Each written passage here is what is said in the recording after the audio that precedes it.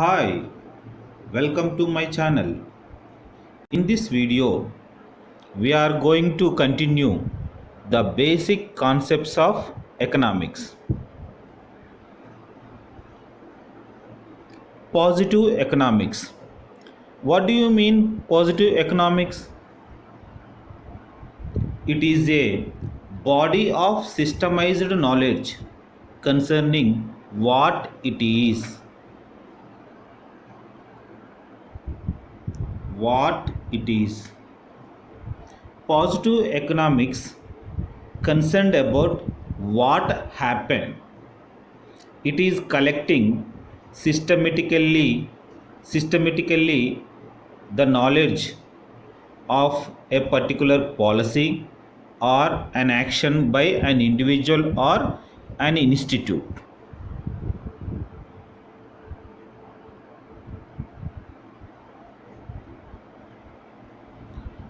Economics is purely a positive science which had no right to comment upon the rightness or wrongness.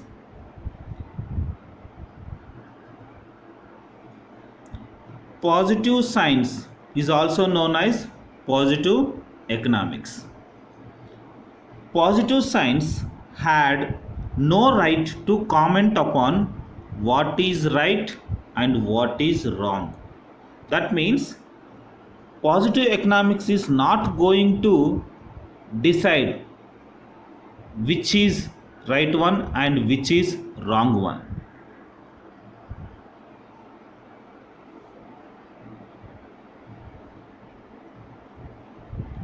Economist cannot give any final judgment on any matter.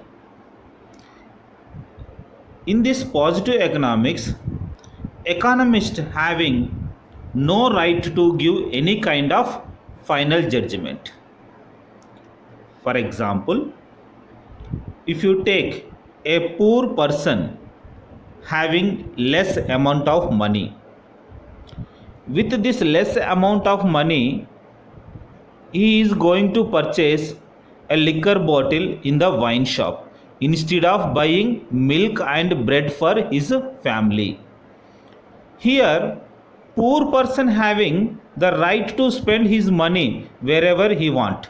But an economist, we should not criticize or we should not comment about this poor person. Why? Because his money, his wish. Wherever he want to spend that money, he can. But here positive economics is not going to give any kind of final judgment. Next, normative economics.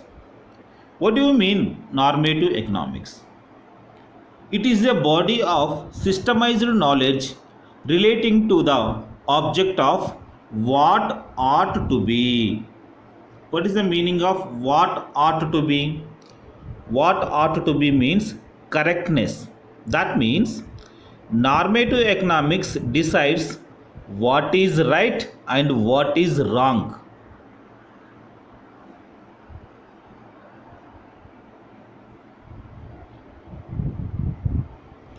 It is concerned with the ideal as distinguished from the actual. Normative economics is going to find the difference between ideal thing to do and actually what he or she did. Take the same example, poor person.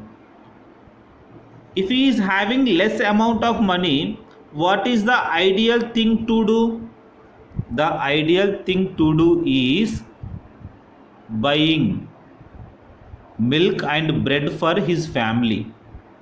But actually what he did, he purchased a liquor bottle.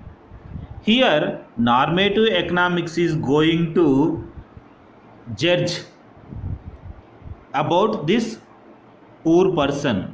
He did wrong thing. Instead of buying milk and bread for his family, he purchased a liquor bottle. That is a wrong thing. Under normative economics, the economists are giving judgment not only an individual, about a policy had done by the government, whether that policy is good for the economy or not. These normative economists are going to decide the thing. Next one, value in use. What do you mean value in use? It refers to the capacity of the goods to satisfy human wants. Any good, you can take any good. If that good is satisfying you, then that good having value in use. If any good is not satisfying human wants, there is no value to use that particular good. Free goods have value in use, but they do not have value in exchange. Example, you can take air.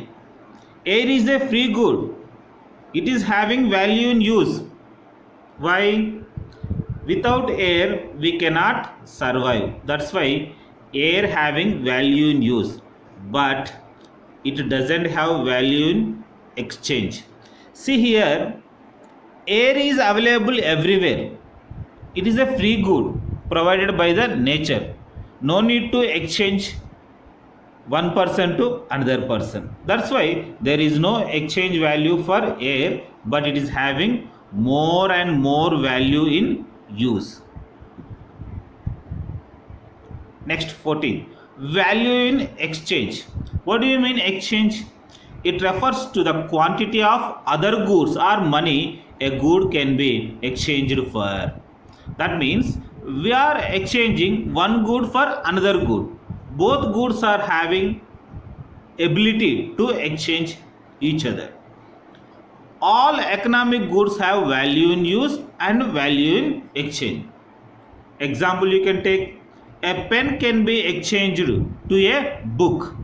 Here, pen and book both are having value in use and value in exchange. So these two goods are known as economic goods.